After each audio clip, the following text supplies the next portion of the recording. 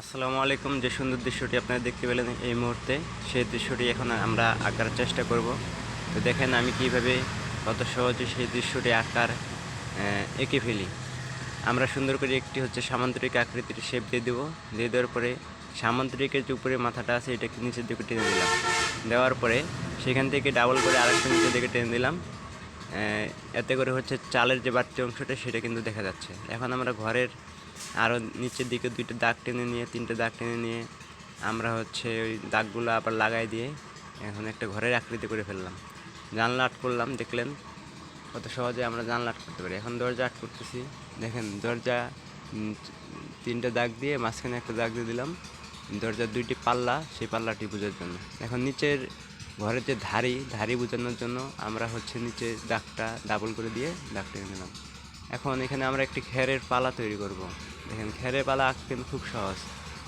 যারা ছোট্ট সোনামণিরা আছো তোমরা এইভাবে সুন্দর করে খেরের পালা এঁকে নিতে পারো, ঘরের পাশাপাশি একটি খেরের পালা। তো এখানে আমরা কয়েকটি খেরের পালার দাগ দিয়ে দেবো, যাতে করে ওই যে খড়গুলো যে আছে সেগুলো বোঝা যায়। আমরা এইভাবে কিন্তু সহজেই ঘর খেরের পালা আট করে নিতে পারি। তো ঘরের উপরে কিন্তু একটা গাছ দিয়ে দিলাম আমি, কলা গাছ। তো কলা গাছ আঁকার জন্য কয়েকটি ডাঁটা নিয়ে নিলাম। এইভাবে নিয়ে আমরা সুন্দর করে এইভাবে নিচের দিকে ধরে দাগ দিয়ে দেওয়া। এতে করে বোঝা যাবে যে কলা গাছের পাতাগুলা কিন্তু একবারে স্পষ্টভাবে খুব সুন্দরভাবে বোঝা যাচ্ছে যে কলা গাছের পাতাগুলা বাতাসে ফেটে ফেটে গেছে।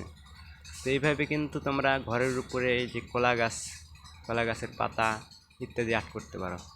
তাই আমরা এখন মোটামুটি আর্ট করলাম। এখন একটি নারিকেল গাছ আর্ট করব। তো দেখো নারিকেল গাছ আর্ট করাটা খুব সহজ। আমি এইভাবেই নারিকেল গাছ আঁকি ছোটদের জন্য।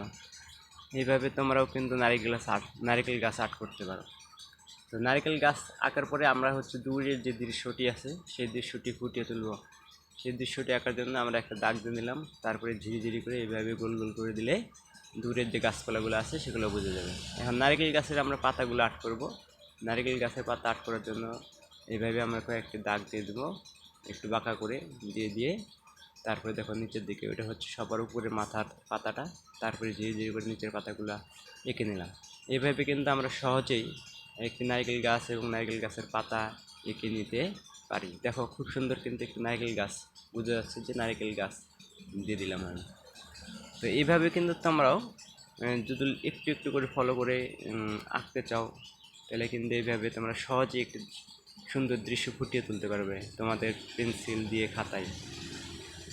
তো এখন আমরা একটা দূরে সূর্য দিব। দেখো সূর্য দেওয়ার জন্য ওই যে দূরে যে দৃশ্যগুলো আছে সেই দৃশ্যগুলোর উপরে আমরা একটা গোল করে দিয়ে আর উপরে এইভাবে ছোটো ছোটো করে দাগ টেনে দিলে একটু দেখো সূর্যের মতো বোঝা যাচ্ছে।